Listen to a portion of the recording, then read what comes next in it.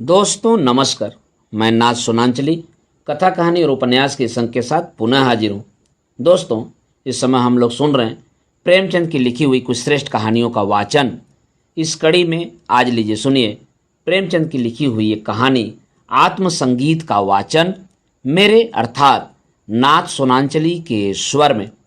आधी रात थी, नदी का किनारा था, आकाश के तारे स्थिर थे और नदी में उनका प्रतिबिंब लहरों के साथ चंचल। एक स्वर्गीय संगीत की मनोहर और जीवनदायिनी प्राण प्रोषणी ध्वनियाँ इस निस्तब्ध और तमोमय दृश्य पर इस प्रकार छा रही थी जैसे हृदय पर आशाएं छाई रहती हैं या मुखमंडल पर शोक। रानी मनोरमा ने आज गुरु दीक्षा ली थी। दिन भर दान और व्रत में व्यस्त रहने के बाद मीठी नींद की गोद में सो रही थी। अकस्मात उसकी आंखें खुलीं और ये मनोहर ध्वनियाँ कानों में पहुँची। वह व्याकुल हो गई जैसे दीपक को देखकर पतंग। वह अधीर हो उठी जैसे खाड़ की गंध पाकर चींटी। वह उठी और द्वारपालों एवं चौकीदारों की दृष्टियां बचाती हुई राजमहल से बाहर निकल आई। जैसे वेदनापूर्ण क्रंदन सुनकर आंखों से आंसू निकल आते हैं। सरिता तट पर कटीली झाड़ियां थीं, ऊंचे कुमार थे, ऊंचे कगार थे, भयानक जंतु थे और उनकी डरावनी आवाज़ें। सौ थे और उससे भी अधिक भयंकर उनकी कल्पना। मनोरमा कोमलता और सुकुमारता की मूर्ति थी, परंतु उस मधुर संगीत का आकर्षण उसे तन्मयता की अवस्था में खींच लिए जाता था। उसे आपदाओं का ध्यान न था। वह घंटों चलती रही, यहाँ तक कि मार्ग में नदी ने उसका गतिरोध किया। मनोरमा ने विवश होकर इधर उधर दृष्टि दौड़ाई। किनारे पर एक नौका दिखाई दी।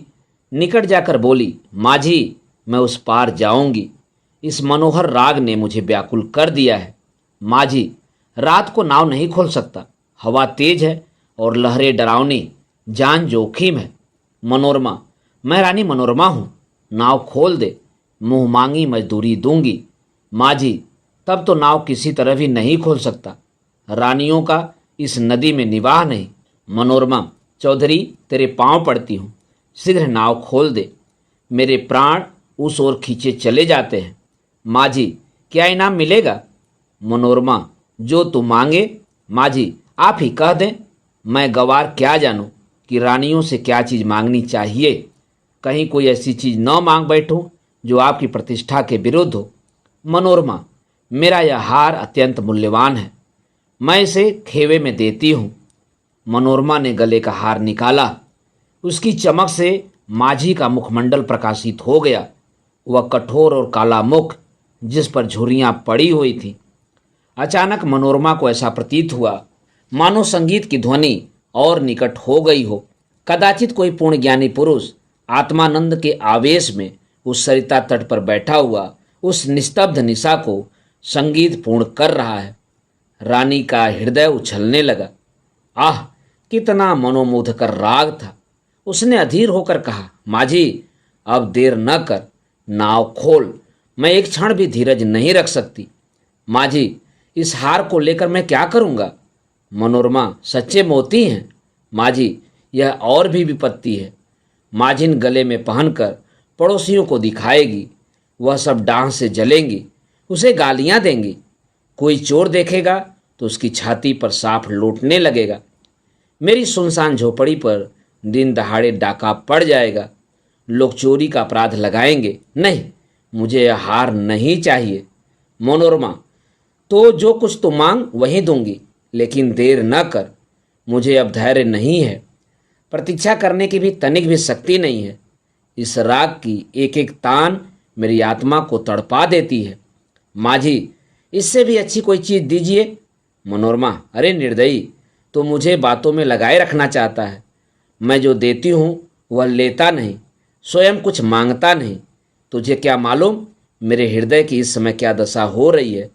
मैं इस समय आत्मिक पदार्थ पर अपना सर्वस्व न्यौछावर करती हूँ। माझी, और क्या दीजिएगा? मनोरमा, मेरे पास इससे बहुमूल्य और कोई वस्तु नहीं है, लेकिन तू अभी नाव खोल दे तो प्रतिज्ञा करती हूँ कि तुझे अपना महल दे दूंगी। जिसे देखने के लिए कदाचित तू कभी गया हो। विशुद्ध श्वेत पत्थर से बना है, भारत में इसकी तुलना नहीं। माझी हंसकर, उस महल में रहकर मुझे क्या आनंद मिलेगा, उल्टे मेरे भाई बंधु शत्रु हो जाएंगे। इस नौका पर अंधेरी रात में भी मुझे भय न लगता। आधी चलती रहती है और मैं इस पर पड़ा रहता हूँ, किंतु वह महल 2 दिन में ही फाड़ खाएगा। मेरे घर के आदमी तो उसके एक कोने में समा जाएंगे, और आदमी कहाँ से लाऊंगा? मेरे नौकर चाकर कहाँ? इतना माल असबाब कहाँ? उसकी सफाई और मरम्मत कहाँ से कराऊंगा? उसकी फुलवारियाँ सूख जाएंगी, उसकी क्यारियों में गीदड़ बोलेंगे और अटारियों पर कबूतर और अबाबीलें घोंसले बनाएंगी। मनोरमा अचानक एक तन्मय अवस्था में उछल पड़ी। उसे प्रतीत हुआ कि संगीत निकटतर आ गया है। उसकी सुंदरता और आनंद अधिक प्रखर हो गया था। जैसे बत्ती उकसा देने से दीपक अधिक प्रकाशमान हो जाता है। पहले चित्ताकर्षक था तो अब आवेशजनक हो गया था। मनोरमा ने व्याकुल होकर कहा, आह, तू फिर अपने मुंह से क्यों कुछ नहीं मांगता? आह, कितना विरागजनक राग है, कितना विह्वल करने वाला। मैं अब तनिक धीरज नहीं रख सकती। पानी उतार में जाने के लिए जितना व्याकुल होता है, श्वास हवा के लिए जितनी विकल होती है, गंध उड़ जाने के लिए जितनी उतावली होती है, मैं उस स्वर्गीय संगीत के लिए उतनी ही व्याकुल हूँ। उस संगीत में कोयल की सी मस्ती है, पपीहे की सी वेदना है, श्यामा की सी विहलता है। इससे झरनों का सा जोर है, आधी का सा बल। इसमें वह सब कुछ है जिससे विवेकाग्नि प्रज्वलित होती, जिससे आत्मा समाहित होती है और अंतःकरण पवित्र होता है। माझी, अब एक क्षण का भी विलंब मेरे लिए मृत्यु की यंत्रणा है। शीघ्र नौका खोल। जिस सुमन की यह सुगंध है, जिस दीपक की यह दीप्ति है, उस तक मुझे पहुंचा दे। मैं देख नहीं सकती। इस संगीत का रचयिता कहीं निकट ही बैठा हुआ है, बहुत निकट। माझी, आपका महल मेरे काम का नहीं, मेरी झोपड़ी उससे कहीं सुहावनी है। मनोरमा, हाय, तो अब तुझे क्या दूं? यह संगीत नहीं है, यह इस सुविशाल क्षेत्र की पवित्रता है। यह समस्त सुमन समूह का सौरभ है, समस्त मधुरताओं की माधुरी है, समस्त अवस्थाओं का सार है। नौका खोल। मैं जब तक जीऊंगी तेरी सेवा करूंगी, तेरे लिए पानी भरूंगी, तेरी झोपड़ी बहारूंगी। हाँ, मैं तेरे मार्ग में कंकड़ चुनूंगी, तेरे झोपड़े को फूलों से सजाऊंगी, तेरी माझिन के पैर मलूंगी। प्यारे माझी, यदि मेरे पास 100 जानें होती तो मैं इस संगीत के लिए अर्पण करती। ईश्वर के लिए मुझे निराश न कर। मेरे धैर्य का अंतिम बिंदु शुष्क हो गया। अब इस चाह में दाह है, अब यह सिर तेरे चरणों में है। यह कहते कहते मनोरमा एक विक्षिप्त की अवस्था में माझी के निकट जाकर उसके पैरों पर गिर पड़ी। उसे ऐसा प्रतीत हुआ मानो वह संगीत आत्मा पर किसी प्रज्वलित प्रदीप की तरह ज्योति बरसाता हुआ मेरी ओर आ रहा है। उसे रोमांच हो गया, वह मस्त होकर झूमने लगी। ऐसा ज्ञात हुआ कि मैं हवा में उड़ी जाती हूँ। उसे अपने पार्श्व देश में तारे झिलमिलाते हुए दिखाई देते थे। उस पर एक आत्मविस्मृत का भावावेश छा गया, और अब वही मस्ताना संगीत, वही मनोहर राग उसके मुंह से निकलने लगा। वही अमृत की बूंदें उसके अधरों से टपकने लगी। वह स्वयं इस संगीत की स्रोत थी। नदी के पार से आने वाली ध्वनियाँ, प्राण पोषणी ध्वनियाँ उसी के मुंह से निकल रही थी।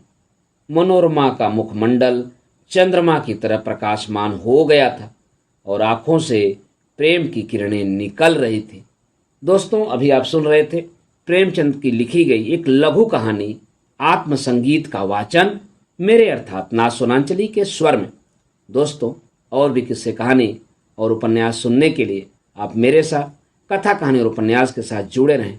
धन्यवाद। नमस्कार।